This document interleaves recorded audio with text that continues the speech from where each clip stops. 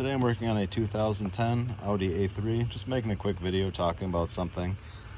This customer's complaint is the car, it shifts poorly.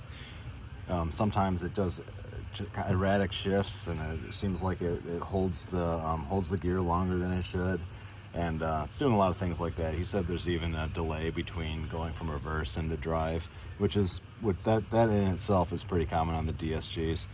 And no fault stored in the transmission control unit. The guy does a lot of the repairs himself on this one. He replaced the oil separator, and he has a big list on a piece of paper of the stuff he's done. I guess he's done a rear main seal on it, and a lot of other things.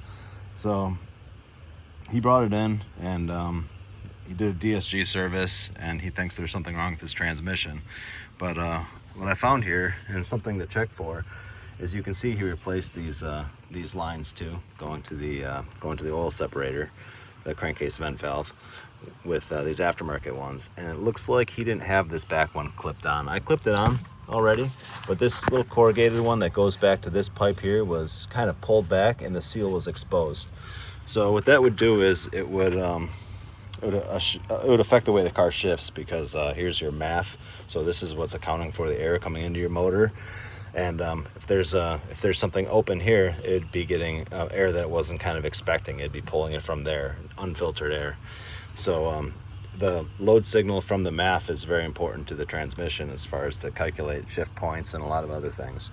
So yeah, that could very well be the whole problem here. I plugged that back in, drove it around, and the car's shifting perfect. So pretty easy fix, but something that something you just have to be careful when you're doing your own work. Just if you're doing your own work and a problem starts right afterwards, the first thing you want to do is just scrutinize the stuff that you touched. So this one, the car was fine before, he did all this stuff, now all of a sudden it shifts weird.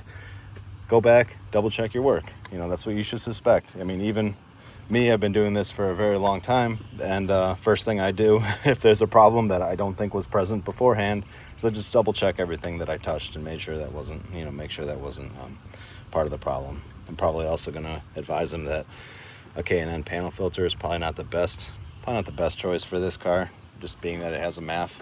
It'll be fine with a correct amount of oil. It's an oil charged filter, but a lot of times after they're washed and then re-oiled, it can contaminate the element in the MAF, and then you can get a lot of problems like that. So I'm going to recommend he probably just puts a factory one in there for now. But that's it, just something to talk about. Thanks for watching.